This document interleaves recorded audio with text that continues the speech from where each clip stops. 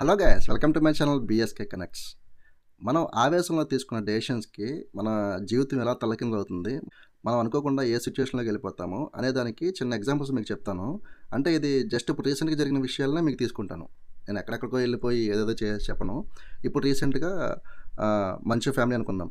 మంచు ఫ్యామిలీలో జరిగిన ఆవేశం గురించి, అల్లు అర్జున్ సంబంధించిన ఆవేశం గురించి, కువైట్ ప్రసాద్ అని చెప్పేసి ఒక అతను ఉన్నాడు యూట్యూబరు.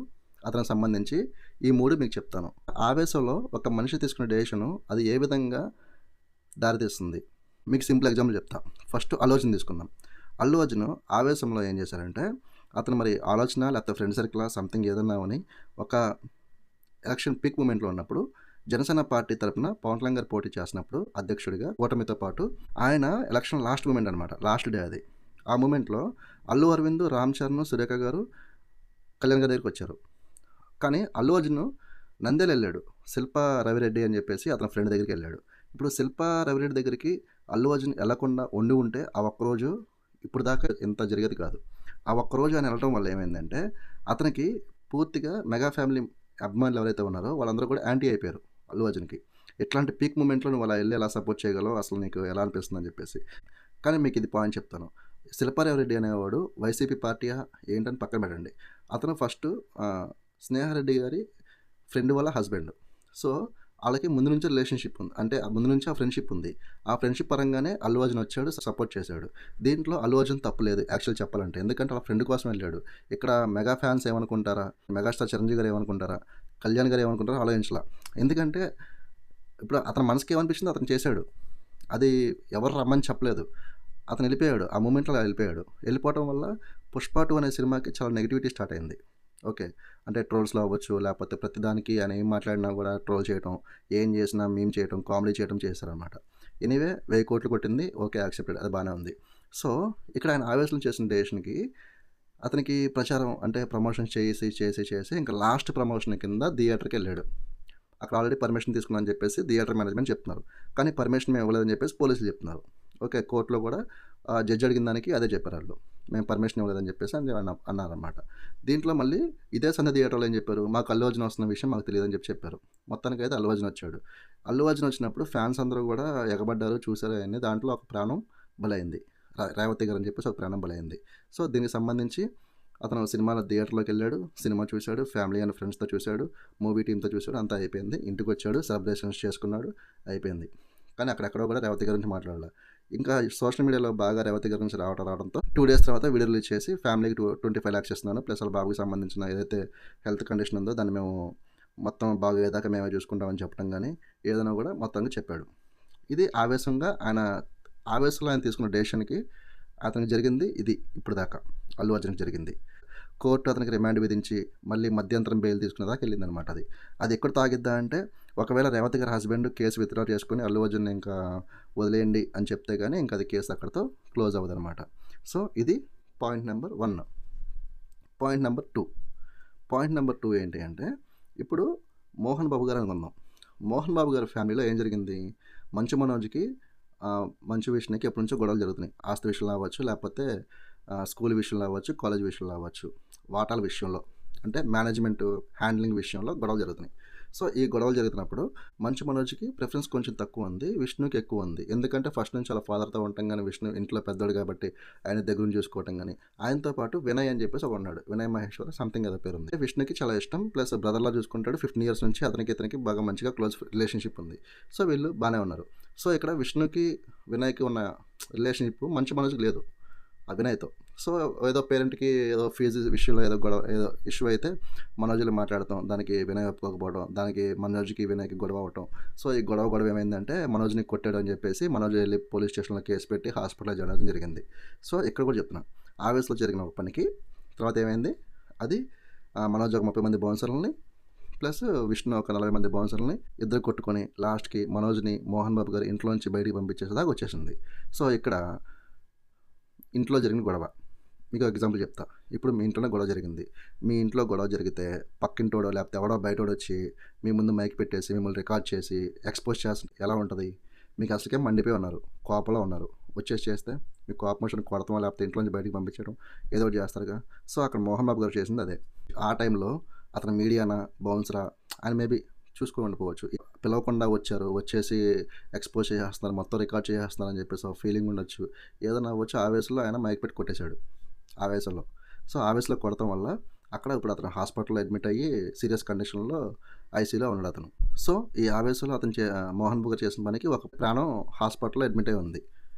సో, ఇప్పుడు మోహన్ బాబు గారి మీద కేసు అయింది. ఇప్పుడు మోహన్ బాబు గారు ఏంటంటే 25థ్ వరకు నాకు టైం ఇవ్వండి, నేను అటెండ్ అవుతాను పోలీస్ స్టేషన్‌కి అంటున్నారు. ఇప్పుడు ఆయన కూడా హాస్పిటల్‌లో అడ్మిట్ అయ్యి ఉన్నారు. సో, అది మ్యాటరు. ఇప్పుడు మనం చిన్న ఆవేశం పోలీస్ స్టేషన్‌లో తీసుకెళ్ళి మన మీద కేసు అయ్యేలా చేస్తుంది. మూడోది మెయిన్ ఇప్పుడు. అంటే మెయిన్ ఎందుకన్నానంటే ఇది చాలా సెన్సిటివ్ టాపిక్ ఇది. ఈ టాపిక్‌లో ఏంటంటే ఒక చిన్న పిల్ల ఇన్వాల్వ్ అయ్యి ఉంది కాబట్టి మనం మాట్లాడే ప్రతి మాట, మనం ఏం మాట్లాడినా కూడా తప్పుగానే ఉంటుంది. మనం ఏం చెప్పినా కూడా ఎదురువాడు అర్థం చేసుకునే దాన్ని బట్టి ఉంటుంది. సో, దీంట్లో ప్రసాద్ గారు అని చెప్పేసి యూట్యూబర్ అనమాట. అతను కువైట్‌లో ఉంటారు. అతని వైఫ్ కువైట్‌లో ఉంటారు. సో, వాళ్ళ పాపని ఏం చేశారంటే వాళ్ళ వైఫ్ వాళ్ళ చెల్లెళ్ళ ఇంట్లో పెట్టారు. వాళ్ళ చెల్లెల ఇంట్లో వాళ్ళ హస్బెండ్ వాళ్ళ నాన్నగారు అంటే వాళ్ళ చెల్లెల మామగారు ఉంటారనమాట. సో, ఆ ఇంట్లో పెట్టినప్పుడు ఆ పిల్లని వాళ్ళ మామగారు ముసలాయన. ఆ ముసలాయన ఏం చేశారంటే పిల్ల పాపం నిద్ర మత్తులో ఉండగా ఆ అమ్మాయి మీద అఘాయిత్యం చేయబోయాడు. అంటే బట్టలు తీసేసి ప్లస్ ఎక్కడ పడితే అక్కడ ప్రెస్ చేసేసి ప్లస్ ఇంకోటి అమ్మాయి నోరు కూడా గట్టిగా నొక్కేసి అరవకుండా గట్టిగా ఎవరికి వినపడకుండా అలా చేశాడనమాట. సో, బేసిక్‌గా ఈ సిచ్యుయేషన్ విన్నప్పుడు ఎవరికైనా కోపం వచ్చిద్ది. మన ఇంట్లో జరిగితే ఇంకా మనకు కోపం ఎలా వచ్చిద్దో సేమ్ అదే వాళ్ళకి అలాగే వచ్చింది. ఏడుస్తూ బాధ చెప్పుకున్నప్పుడు ఎవరికైనా కోపం వచ్చిద్ది. మనం ఏం చేయలేమా? మనం అక్కడ లేము. ఇంత ఇబ్బంది పెడుతున్నారా? అసలు ఇబ్బంది పెడతాకి వీళ్ళెవరు అన్న ఫీలింగ్ వచ్చేసిద్ది. ఏదైనా రావచ్చు. సో, అతనేం చేశాడు? ఆవేశంగా కువైట్ నుంచి ఇండియాకి వచ్చేసి ముసలిని చంపేసి ఇండియా నుంచి కువైట్ వెళ్ళిపోయాడు. వితిన్ 4 డేస్‌లో వెళ్ళిపోయాడు. బాగానే ఉంది. వెళ్ళి వీడియో పెట్టాడు. ఇలా జరిగిందని చెప్పేసి. సో, ఇప్పుడు ఇతను జైలుకి వెళ్ళటం వల్ల ఈ పాప ప్లస్ వాళ్ళ వైఫ్ ఇద్దరు ఒంటరిగా మిగిలిపోతారుగా. ఇక్కడ నా పాయింట్ ఏంటంటే ఇప్పుడు ప్రసాద్ అనే వ్యక్తి యూట్యూబ్‌లో వీడియో ఎలా అయితే చంపేసి నాకు పెట్టాడో, చంపకముందే వీడియో పెట్టి దానికి సంబంధించి నాకు న్యాయం కావాలి అని గట్టిగా క్వెషన్ చేస్తే, దాన్ని అందరూ వైరల్ చేస్తే న్యాయం రాదా? Point number 1. పాయింట్ నెంబర్ 2 వచ్చేప్పటికి వాళ్ళ వైఫ్ ఇండియాలో ఉన్నారు. ఉన్నప్పుడు వైఫ్‌కి మీడియాని తీసుకెళ్ళి అక్కడ ఏం జరుగుతుందో మొత్తంగా మీడియా ముందు నుంచే వాళ్ళకి వివరణ ఇవ్వండి, వివరణ తీసుకోండి అని చెప్పి ఏదైతే కంప్లెయింట్ రైజ్ చేశారో దానికి సంబంధించిన పూర్తి వివరాలు మీడియాకి ఇస్తే మీడియా ఎక్స్‌పోజ్ చేయదా? చేసిద్దిగా. ఆయన యూట్యూబర్ అంటున్నారు. యూట్యూబర్ అన్నప్పుడు ఆయనకి మినిమమ్ ఇయన్నీ తెలుస్తా ఉంటాయిగా. కువైట్ దాకా ఎళ్లారంటే ఆయన లైఫ్‌లో ఎంత ఎదగాలనుకుంటున్నారు? ఎంత సంపాదించాలనుకుంటున్నారు? ఫ్యూచర్‌లో వాళ్ళ ఫ్యామిలీకి ఎంత సపోర్ట్‌గా ఉందాం అనుకుంటున్నారు? అంత అంత గొప్ప ఆలోచన ఉన్న వ్యక్తి ఒక కోపంలో వచ్చిన క్షణిక ఆవేశం వల్ల ఆయన ఇప్పుడు జైలుకెళ్ళాల్సొస్తుంది. అదే ఆయన ఆ కోపంలో కొంచెం గట్టిగా ఆలోచించుంటే సుప్రీం కోర్ట్‌లో గాని, హైకోర్ట్‌లో గాని డైరెక్ట్‌గా కోర్ట్‌కెళ్ళిపోయి కేసు నమోదు చేసి పలానా పోలీస్ స్టేషన్‌లో మేము కంప్లెయింట్ ఇచ్చాం. వాళ్ళు రెస్పాండ్ అవ్వట్లేదు. ప్లస్ వాళ్ళు తిరిగి మా మీద కేసు పెడతారని చెప్పేసి రిటర్న్‌లో వాళ్ళు చెప్తే ఆ పోలీస్ స్టేషన్ మీద యాక్షన్ తీసుకోరా? తీసుకుంటారుగా. ప్లస్ ఇంకోటి వాళ్ళ ఫ్యామిలీకి కూడా న్యాయం జరిగిద్దిగా. సో, నేను చెప్పేది అదే. మనం తీసుకున్న ఆవేశంలో తీసుకున్న ఏ డెసిషన్ అయినా కూడా కొంచెం ఆలోచించి తీసుకోవాలి. తీసుకున్నాక దానికి ఎటువంటి బ్యాక్ ఫ్లిప్ ఉండదింకా. అంటే మనం ఆవేశంలో ఏదైనా డెసిషన్ తీసుకున్నప్పుడు దానికి సంబంధించి పర్యవసనాలు కూడా మనం ఆలోచించాలి. ఇప్పుడు సపోజ్ నేను మర్డర్ చేశానని చెప్పేసి ఓపెన్‌గా చెప్పేసి నేను లొంగిపోతాను అన్నప్పుడు శిక్ష పడకుండా ఉంటదా? పడిద్దిగా. 7 ఏళ్ళో 10 ఏళ్ళో పడిద్దిగా. ఈ పడిన శిక్షలు పడినప్పుడు జైలుకెళ్ళి వచ్చారు అంటే ఎంత ఇదిగా ఉంటది. ఓకే. 10 మందిలో మనకి పాజిటివ్ ఉంటది. ఓకే. నేను కాదనను. ఇప్పుడు అల్లు అర్జున్ ఒక్క క్షణం ఆలోచించి మా బాబాయ్ అక్కడున్నాడు. ఓకే. నా ఫ్రెండ్ అక్కడున్నాడు. ఇది ఒకసారి న్యూట్రల్‌గా ఉందాం మనం. ఒకరోజు ఇటు వెళ్దాం, ఒకరోజు ఇటు వెళ్దాము. 2 కవర్ చేసేద్దాము అన్న ఆలోచన వచ్చినా 2 సెట్ అయిపోయాయి. ఎందుకంటే ఒకసారి ఫ్రెండ్ కోసం వెళ్ళాడు, ఒకసారి ఫ్యామిలీ కోసం వెళ్ళాడు కాబట్టి సెట్ అయిపోయేది. మోహన్ బాబు పెద్ద కొడుకు ఎలాగో చిన్న కొడుకు అలాగే అని చెప్పేసి అతని కొడుక్కి ఇవ్వాల్సిన ఆస్తి ఏదైతే ఇచ్చేసి క్లోజ్ చేసి ఉంటే అయిపోయేది. ఇప్పుడు ఇక్కడి దాకా వచ్చి రిపోర్టర్‌ని కొట్టి ఆయన మీద కేసు ఏపించుకునేంత దాకా వెళ్ళేది కాదు. ఓకే. Next Kuwait Prasad. ఇప్పుడు ఇతను వచ్చేప్పటికి వాళ్ళ పాపని హెరాస్ చేశారని చెప్పేసి ముసలాయన చంపేసి దాని గురించి వీడియో రిలీజ్ చేయడం అనేది చాలా సమాజానికి ఎటువంటి మెసేజ్ ఇస్తుందో తెలియట్లేదు. కాకపోతే ఆయన చేసింది కరెక్టా రాంగా అంటే నేను ఎటువంటి రియాక్ట్ ఇవ్వలేదు దానికి. ఎందుకంటే అది తప్పే. మర్డర్ చేయడం అనేది తప్పు. కానీ ముందు అతను ఏమంటాడంటే వీడియోలో నాకు న్యాయ వ్యవస్థ మీద నమ్మకం ఉంది. నాకు న్యాయం జరిగిద్దనుకున్నానని చెప్పేసి అన్నాడు. అంటే ఒక్క ఆలోచన అనేది కొంచెం మనం గట్టిగా దృఢంగా అనుకుంటే న్యాయ వ్యవస్థకు సంబంధించిన లాయర్‌లని గానీ, తెలిసిన జడ్జిలకి గానీ కనుక్కొని చేసుంటే బాగుండేది. సో, ఇట్లాంటి ఆవేశపూరితమైన డెసిషన్ తీసుకోవడం వల్ల కొంచెం లైఫ్లో మనకు కొంచెం రిస్క్ అనేది ఫేస్ చేస్తాము. ఆ రిస్క్ అనేది ఎలా ఉంటుంది ఏంటనేది మనకి తెలియదు. సో తీసుకునే ముందు కొంచెం జాగ్రత్తగా ఆలోచించి డెసిషన్ తీసుకోండి. So that's all for today. నా వీడియో మీకు ఎలా అనిపించిందో కామెంట్లో చెప్పండి. మీకేమనిపిస్తుందో లైక్ చేయండి. మీ ఫ్రెండ్స్ అండ్ ఫ్యామిలీకి షేర్ చేసి ఆవేశపడే ముందు కొంచెం ఆలోచించి ఆవేశపడమని చెప్పండి. తర్వాత నా ఛానల్ని సబ్స్క్రైబ్ చేసుకోమని చెప్పండి. Thank you for watching. Bye.